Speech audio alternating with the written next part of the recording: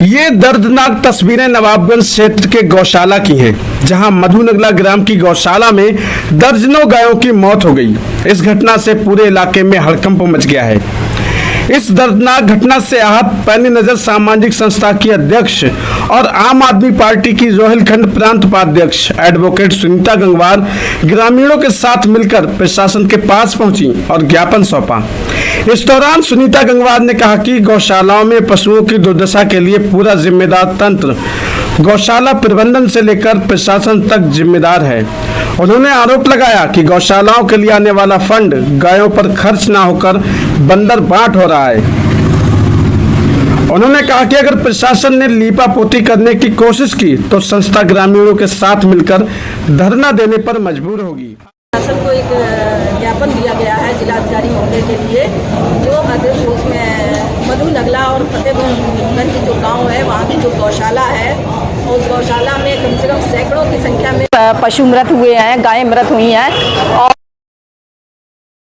पूरे देश में वायरल हो चुका है।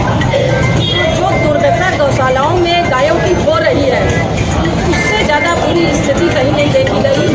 और उसके बाद जो है उन मृत गायों को आनन फानन में प्रशासन को जब सूचना लगी है तो प्रशासन ने मिलकर वहाँ पर आनन फानन में जो है उन गायों को दफना दिया गया।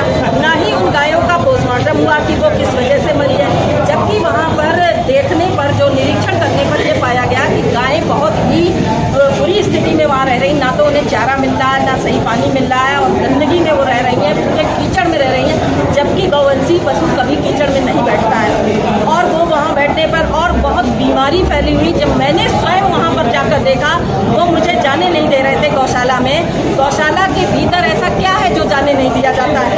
यदि गौशाला में सब कुछ अच्छा हो रहा है तो गौशाला वालों को तो और दिखाना चाहिए कि देखिए हमारे पशु कितने स्वस्थ हैं। इसका मतलब है कि बहुत गड़बड़ जाला घोटाला चल रहा है उसमें। और पीछे वहाँ पर 2-3 गायें मरी पड़ी थी जिनकी वजह से इतनी बदबू आ रही थी कि वहाँ 1 मिनट भी रुका नहीं जा सकता है। तो इस संबंध में मेरा जो है जिलाधिकारी महोदय से अपील है कि इसकी जाँच कराएं और वहाँ पर जो दफनाई हुई गायें देखें कि कुछ और भी हो। जैसा कि ने कहा कि 5 गायें बची हैं और वीडियो क्या कह रहा है उस बात से कोई लेना देना नहीं है। तो उस सच्चाई को निकालना,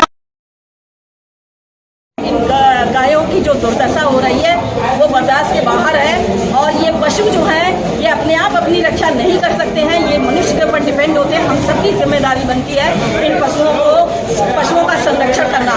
तो इस तरह से जो भी गौशाला के नाम पर फंड आ रहा है वो कहाँ जा रहा है, कहाँ खर्च हो रहा है और गायों की ये दुर्दशा हो रही है। यदि इस संबंध में लीपापोती की कार्यवाही की गई और प्रशासन ने केवल लीपापोती करी, इस चीज़ को ना गाँव के लोग बर्दाश्त करेंगे ना मैं बर्दाश्त करूँगी। इसके खिलाफ धरना करना पड़ेगा तो धरना दूंगी। दोषियों के खिलाफ विधिक कार्यवाही चाहिए।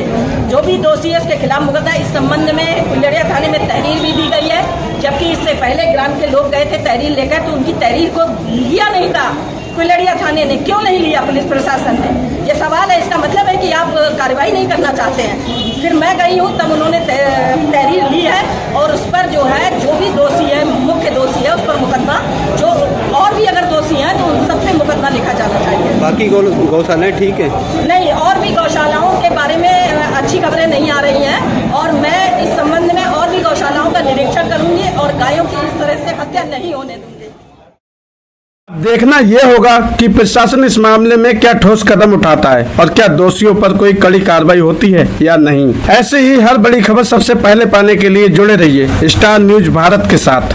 वीडियो को लाइक, शेयर और चैनल को सब्सक्राइब करना ना भूलें।